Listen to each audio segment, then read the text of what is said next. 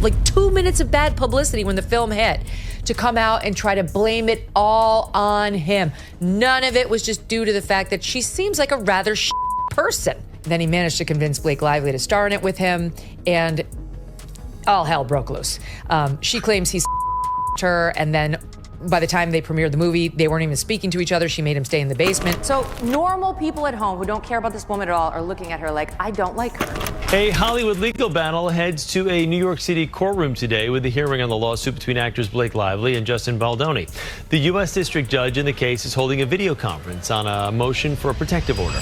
Oh my goodness. You guys, we need to talk right now because things are looking absolutely disastrous for Blake Lively. I'm shaking just thinking about it. Could she seriously end up in jail after this Megyn Kelly bombshell? Because it looks like Kelly might be the one who finally seals Blake's fate. Listen, if you've been keeping up with all this drama, you know Blake has been completely tangled up in all kinds of legal nightmares. The lawsuits, the accusations, the back and forth. It's been such a hot mess, and every single time we think things might be cooling down, something new explodes onto the scene. But this could be the final nail in her coffin, so let me break it all down for you. Blake Lively made major waves when she accused her It Ends With Us co-star and director Justin Baldoni of harassment. But from the very beginning, people were giving her the side eye like, is she really telling the truth? Or is something else going on here?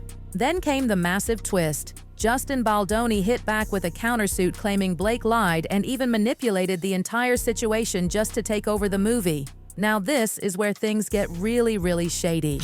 So despite Blake's serious accusations against Justin, a Hollywood intimacy coordinator is out here basically saying, wait a minute, weren't you two actually pretty close before all this drama started? Mia Schachter, who has worked on Lessons in Chemistry, Insecure, and Perry Mason, recently gave her take on the feud in the Channel 5 documentary Blake Lively versus Justin Baldoni, and what she had to say was absolutely mind-blowing. According to Schachter, after reading their text messages, it seemed like there was genuine affection between them at one point, like a real friendship, if not more. And that's not all. Schachter also pointed out something that might seriously raise eyebrows. In my experience, when an actor says, I don't need to meet the intimacy coordinator until we're shooting, as much as it hinders my process, it typically indicates that they trust their scene partner. So basically, Blake seemed totally comfortable with Justin, at least in the beginning. Now, if this is true, why would someone who supposedly felt unsafe around their co-star refuse to meet with an intimacy coordinator ahead of time? Because we all know Hollywood productions take on-set safety super seriously, especially for intimate scenes. And if Blake really had an issue with Justin, why not bring in the intimacy coordinator early?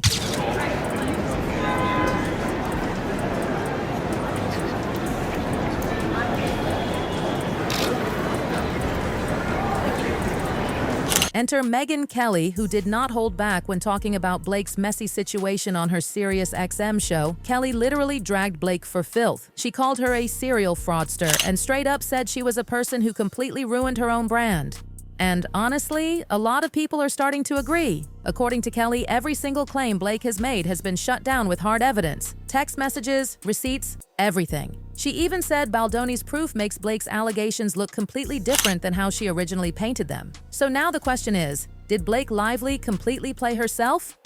Blake Lively is very dissatisfied with virtually everything around her and decides to allege that Justin Baldoni, forgive me, very effeminate, evolved, modern feminist man bun kind of guy, is like this virulent who can't stop one of the biggest stars in Hollywood in front of everybody on the set. I've got questions. I'm not sure why he would do that, whether he'd have the guts to do that, or whether the man bun is the most likely in general.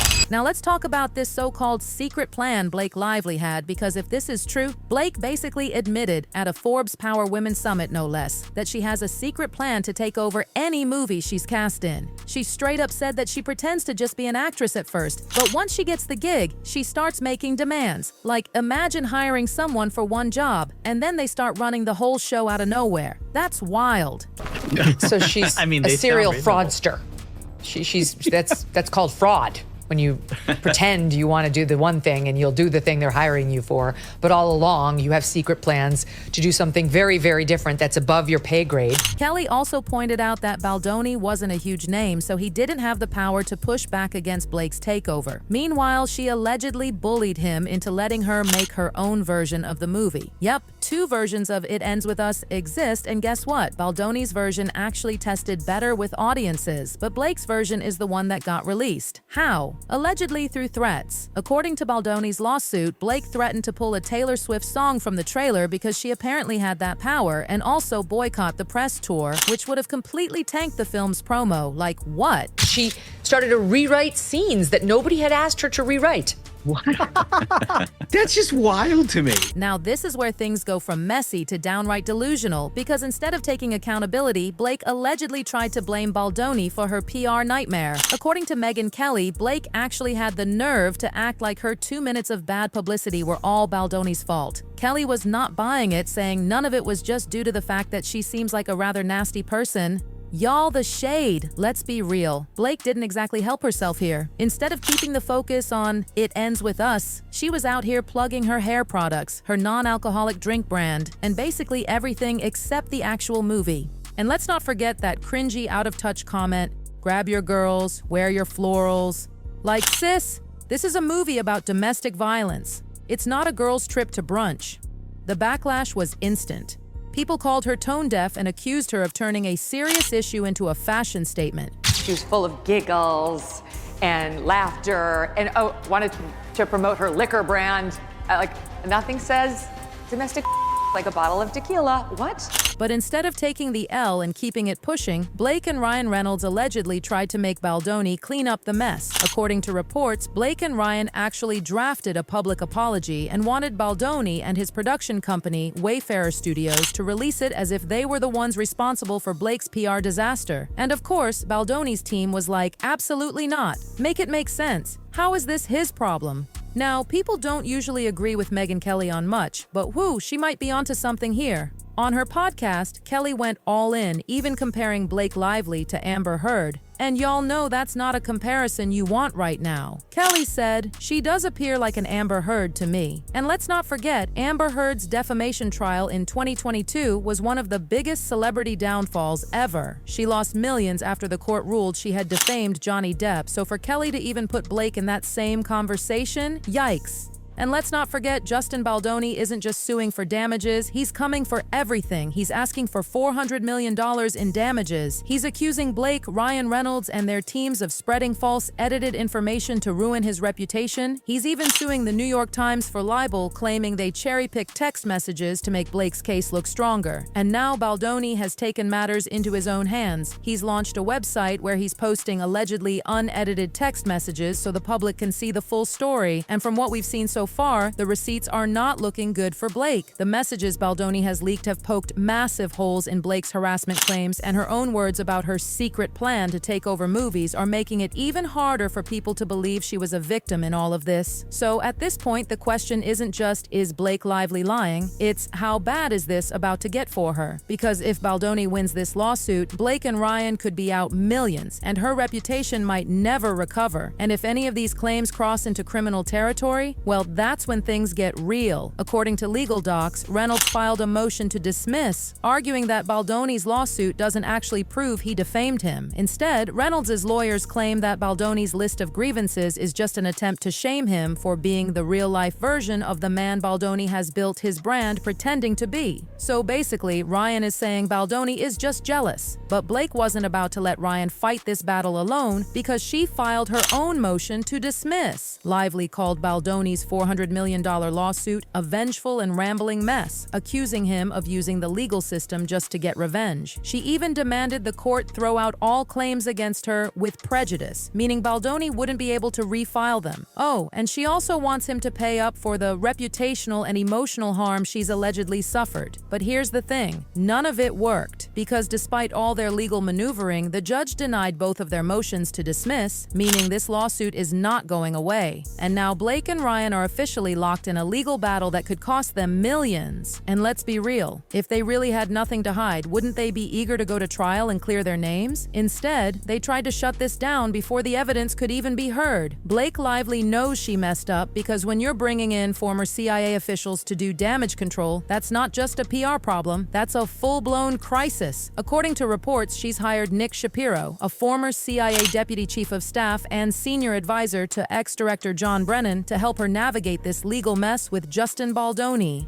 First and foremost, Blake Lively and Ryan Reynolds have hired former CIA agents with a proven track record of lying to the public, gaslighting the public, to help her with PR. Now let's break this down real quick. Shapiro is not your average PR rep. This man isn't some Hollywood fixer who smooths out bad headlines. He's a serious player with government ties, national security experience, and crisis management expertise at the highest levels. Like, why is a counterterrorism expert handling Blake Lively's PR unless she knows that whatever is coming next could be way bigger than just a defamation lawsuit? And let's not forget, Shapiro also worked as Obama's national security spokesperson. So not only does he have serious connections, but he knows exactly how to craft narratives, control media perception, and if necessary, make problems disappear.